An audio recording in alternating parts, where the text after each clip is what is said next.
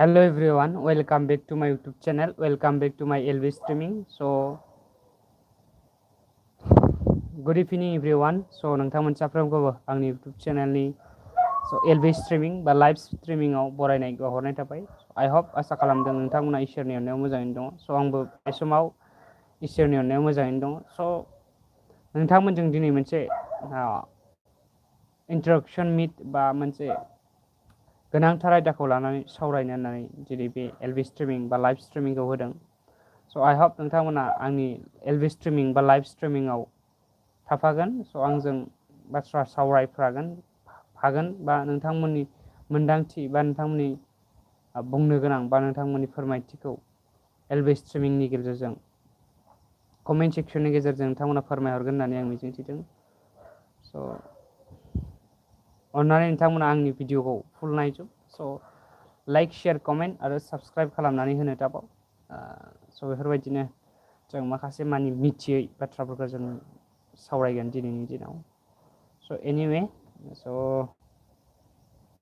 नोंथांमोना थाम्बनेल एबा टाइटेलाव नायनानै एसेब्लाबो मिथिखाबाय जों दिनै मानि सायाव बाथ्रा सावरायनो नागिरदों नङा होमबा? So guys, so जों दिनै सावरायनो नागिरदों जे आसाम बिधान सभानि लग'निफ्राय बर' रावखौ बोखारनाय जागोन होननानै जों मिथिनो मोनदों. बेनि सायावनो जों दिनै माखासे मानि बाथ्रा जों सावरायनो नागिरदों.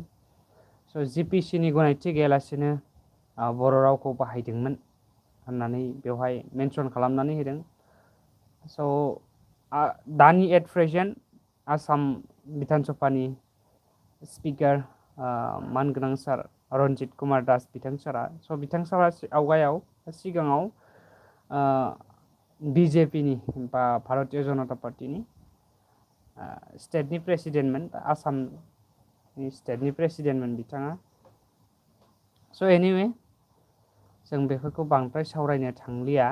जों मेनलि बेसिकआव फैनोसै. जिपिसि बा जेल permission chromatography. So this is not in full form of GPC in Panchayat. Okay. So Panchayatनि खेथ्रआव जों नायनो थाङोब्लाथाय बियो in assembly.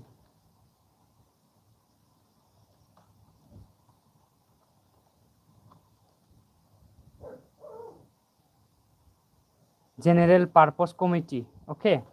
So General Purpose Committee नि पारमिसन गैयालासेनो बर' रावखौ लग'आव बाहायदोंमोन होननानै दानि एट प्रेजेन्ट आसाम लेजिस्लेटिभ एसेम्ब्लिनि स्पिकार बिथां रन्जित कुमार दास बिथां सारा बा गेदेमाया जे बुङो रेसपेक्टेड सारा मेनसन खालामनानै होदों बा फोरमायदों. बेवहाय जोंहा जोंनि बर' हारि हिसाबै जोंहा गोबां खहा जागोन. लाइक जों दिनैनि दिनाव जेबो बुंनो हायै बायदि नङा होमब्ला जोंनो बिटिसि बा बड'लेण्ड टेरिटरियेल काउन्सिलाव हाग्रामा महिलारि गेदेमा बिथां सारखौ जोंनो चिफ बानायनानै हरबाय. जोंनि भटजोंनो बिथाङा चिफ जाबाय बिटिसिनि. बिथां गेदेमा थासेयावबो जों माबोरै बेफोरबायदि कन्डिसनसिम फैनांगौ जाखो बेखौसो जों साननो गोनां. जों बयबो बर'हानो दिनैनि बे बुब्लियाव बा बे समाव राव गैयै जानानै थाबाय. एक्सुवेलि जोङो जोंनि भइसखौ राइज खालामनांगोन नोंथांमोन. नोंथांमोनाबो कमेन्ट सेक्सनाव फोरमायहरलाय. नोंथांमोननि कमेन्टनि गेजेरजोंनो जों दिनै सावरायलायगोन. आं माखासे मानि कमेन्टस पिकआप खालामदों. बोरो माथो सानफा एफा खहासो जागासिनो बर'फ्रा. जों दिनै नुदों ससियेल मिडियाफ्राव जों नुगासिनो दङ बा जों फिजिकेलिबो नुगासिनो दङ जे सानफा एफा बर'फ्रा खहा जागासिनो. बर'फोरनि गेजेराव बिपिएफनियाव दायो एट प्रेजेन्ट 28 एमसिएलए बिथांमोना देरहादों. आउट अफ 28 आरो 28 प्लास बिथांमोनाव 10 एमएलएसफोर दङ दा एट प्रेजेन्ट. बेफोरखौ नायोब्ला जों गोबां सक्तिशालि सिस्टेम नुहुरो बा सक्तिशालि बायदि जों नुहुरो. नाथाय पावारा बारायनोसो नांगौ एबा बांनोसो नांगौमोन, नाथाय उल्थायै खमायनायखौसो जों नुनो मोनदों। स' रेसपेक्टेड अनारेबल चिफ बिटिसि बिथाङा अन्नानै माखासे माने स्टेप्सफोर लायोब्लाथाय गाहाम जागौमोन, जे जायनि गेजेरजों बर' हारिया डेभलप जागोन। सोनो नोंथांमोनाबो नोंथांमोननि फोरमायथिखौ कमेन्ट सेक्सननि गेजेरजों फोरमायहरनो हागोन। स' we're just normal people, जों स्टुडेन्टसो, जों बे हिसाबै स्टुडेन्ट हिसाबै आं सासे स्टुडेन्ट हिसाबैसो बुंदों, नट ए पलिटिशियान, नट ए जेनेरेल पाब्लिक। स' एज ए स्टुडेन्ट जों बेनिफ्राय मा बुंनो, आंथ' बबेबा मोनसे पार्टिखौ डाइरेक्टलि रायनो हाया बा बुंनो हाया। स' बड'लेण्ड पिपोल्स फ्रन्टआव माखासे गेदेर गेदेर लिडारफोर दङ, लाइक बिक्रम दैमारि, कास्टम बसुमतारी, रिन्जय। स' बिथांमोना दिनैनि दिनाव सिरि थानो नाङा। एक्सुवेलि बर' रावा ओइथ सिडिउलाव हाबखानाय मोनसे राव, बेजों लोगोसेनो बर' रावा जोंनि आसामनि एस'सियेट अफिसियेल लेंगुवेज। स' बेफोरबायदि बुब्लियाव बा बेफोरबायदि समाव जे जोंनि बर' रावखौ जुदि बेफोरबायदि नासयनाय डिजल्भ खालामोब्ला जों अफकर्स बयनिबो बर'फोरनि गोसोआव गाबखांगोन। जुदि आसामाव बर'फोरखौ नाङाब्ला अब्ला जोंनो सेपारेट स्टेट बड'लेण्डखौ मानो होनो हायाखै? जोंखौ जुदि नाङाब्लाथाय आसामाव बर' सुबुंफोरखौ, अब्ला जोंनो सेपारेट स्टेट बड'लेण्डखौ होनो नांगौ। जोंनो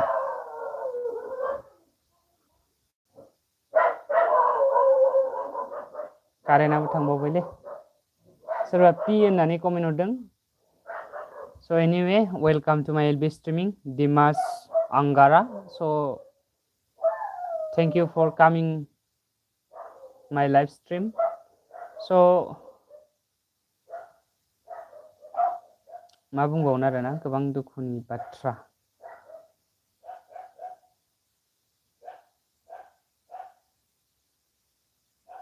स' आंनि बायदिबाथाय आं नुहुरदों बेवहाय बर'जों बर' नांज्लायहोनायनि माखासे पलिसि मेकिंफोर बिथांमोना लादों। स' अफकर्स जों बर'जों बर'थ' नांलायखायो, खारखागोनबो, बे जाखायो, कमन बाथ्रा। स' जोंनि जे लोरबांथि बेखौ बिथांमोना लानो नागिरखागोन खाबुखौ, लागासिनोबो दङ आरो लाबायबो थागोन।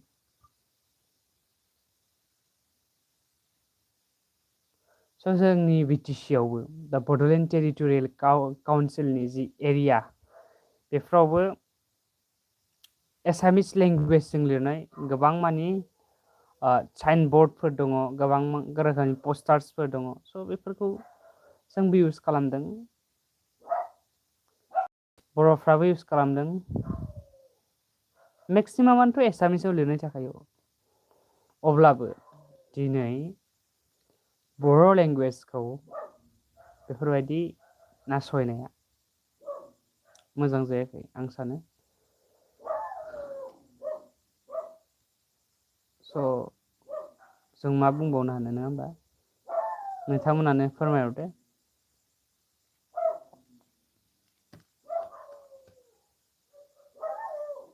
जोंनि बर'फोरनि गेजेराव गोबां लिडार्सफोर दं।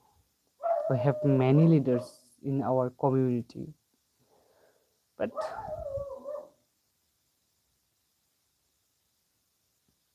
बिथांमोनहा मा मावगासिनो दङ बेखौ जों दा मिथिनानै मोनला। बिथांमोना एसि सिङाव थानानैल' निउस मिडियायावल' बा फेसबुकआवल' ओरैनो नायबाय थाब्ला जानाय नङा। बिथांमोना बाथ्रा बुंनांगोन, रेज खालामनांगोन, भइस रेज खालामनांगोन, अब्लासो स' जोंनि बर' हारिखौ जों हमथानानै लाखिनो हागोन।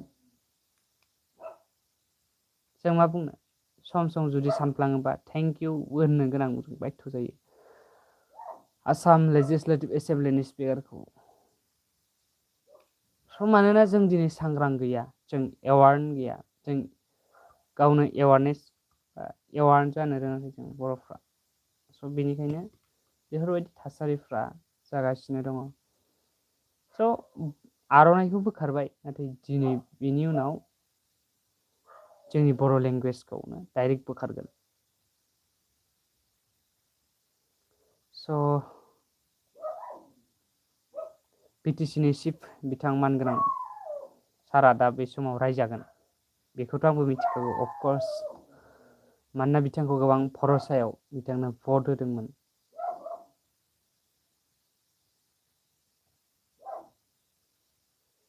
स' आसामाव बर'फोरखौ मोजां नोजोरजों नायखाया, बेखौ गोदोनिफ्रायनो जों मिथिखागौ। फिर भी we are under the Assam government, so क्या ही बोलो। स' नोंथांमोननि कमेन्टखौ अन्नानै फोरमायहरदो।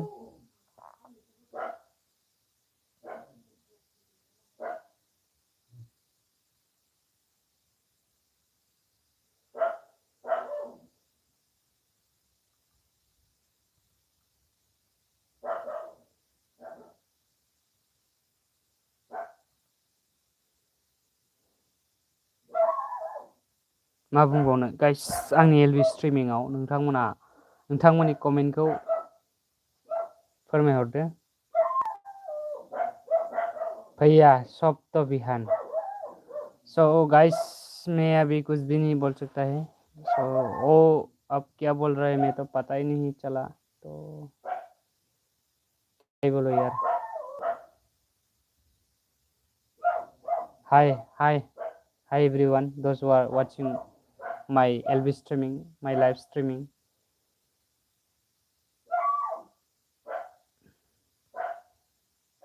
हमको ना चला इतना, ऐसा अंधे नजर से देखते हैं, क्या ही बोलो।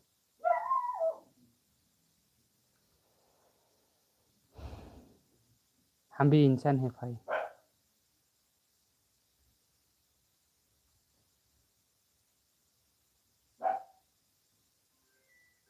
Ringzing Sieve and CFD.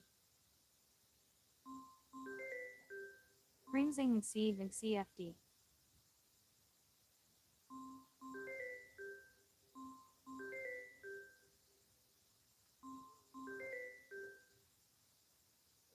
Okay, बाद में मिलेगा। अभी मैं लाइव में जुड़ने के लिए क्योंकि कोई भी कमेंट नहीं करता है तो लाइव कैसे चलेगा, एलबी स्ट्रीमिंग कैसे चलेगा। तो thank you for watching, love you all. बाद में बात करेगा। हाँ, थैंक यू एवरीवन।